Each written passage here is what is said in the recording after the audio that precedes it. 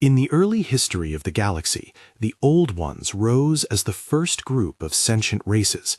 They possessed near-infinite lifespans, supreme intelligence, and mastery over both technology and the power of the soul. At that time, the warp remained tranquil, lacking the frequent and violent surges of later eras. Drawing inspiration and knowledge from the ripples of this sea of souls, the Old Ones constructed the Webway, a network of hyperspace pathways existing between the material universe and the warp. This allowed them to traverse the stars swiftly, unencumbered by the limitations of physical space. It is said they studied the uniqueness of every world, believing that all life in the universe held meaning.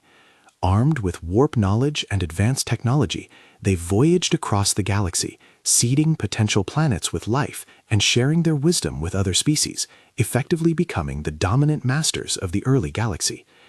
While the influence of the Old Ones expanded, another civilization struggled on the brink of extinction, the Necrontyr. Life on their homeworld was agonizingly harsh. A toxic sun scoured the land with deadly radiation, carving an eternal curse into their very biology. Due to this constant exposure, individual Necrontyr lifespans were fleetingly short. Consequently, death became the inseparable core of their culture and civilization. In their cities, massive sepulchres towered over every horizon, as if every life began only to await its end. Their culture was saturated with the worship of death. Despite this cruel fate, the resilient Necrontyr fought to survive. Initially, they sought to use technology to cure their cursed biology, but when this failed, they turned their focus towards astronautics, hoping to become an interstellar civilization and flee their poisonous sun forever. It was during this time that living metal, a substance capable of self-repair and growth like a biological organism, was developed. Using this material to build their starships, they finally abandoned their cursed homeworld.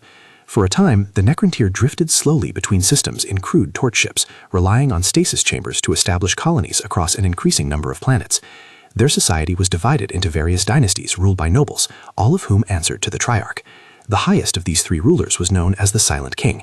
Commands issued by the Silent King through the Triarch were law, which every dynasty was bound to obey.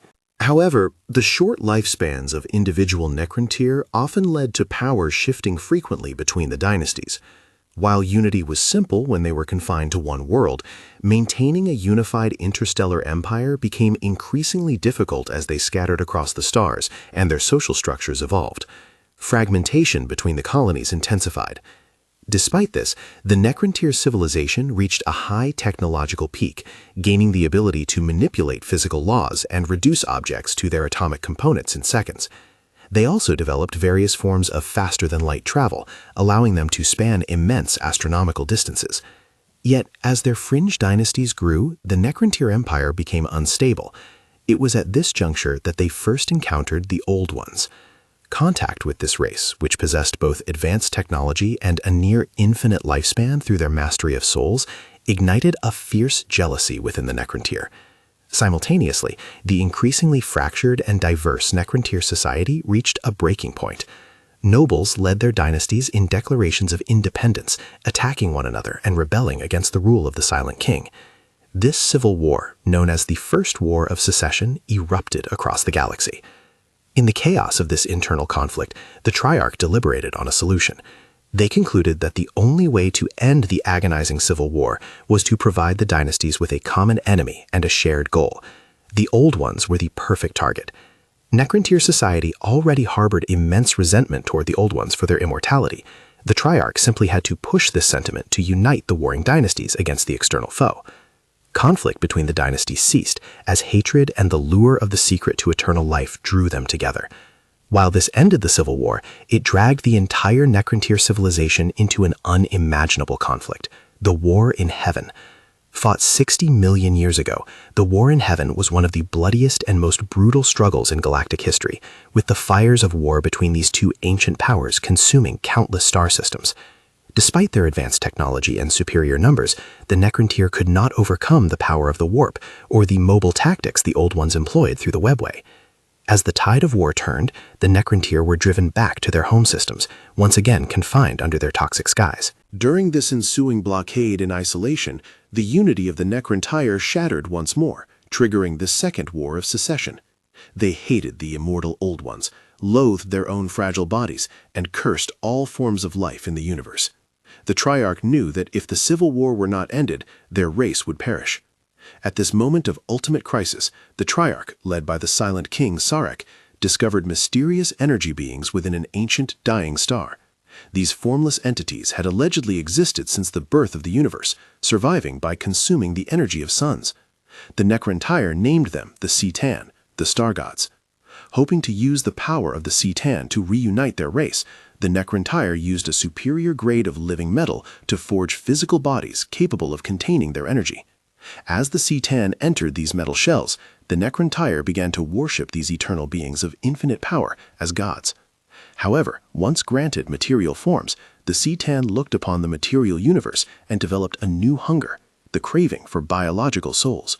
A C'tan calling itself the Messenger, known among his own kind as Mephet'ran the Deceiver, offered the Triarch a way to ensure their race would never fragment again and grant every Necrontyr eternal life, the technology of Biotransference. The Deceiver claimed this process would transform the Necrontyr's organic forms into immortal mechanical bodies, making them powerful, unified, and undying, capable of defeating the Old Ones alongside the Star Gods. After silver-tongued persuasion and long debate, the Triarch accepted the proposal. Under the guidance of the C'tan, the Necrontyr built massive bioforges. Once the technology was complete, Silent King Szarekh ordered his people to gather around the machines to undergo the transformation.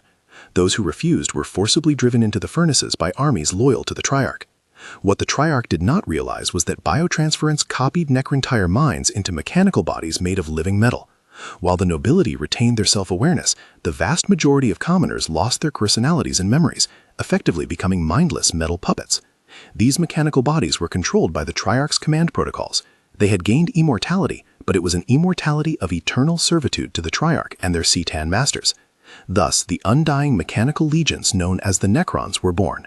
The organic Necrontyr who entered the forges met true death. Their bodies and souls became food for the C'tan. Sated by the consumption of an entire race, the star gods became more powerful than ever.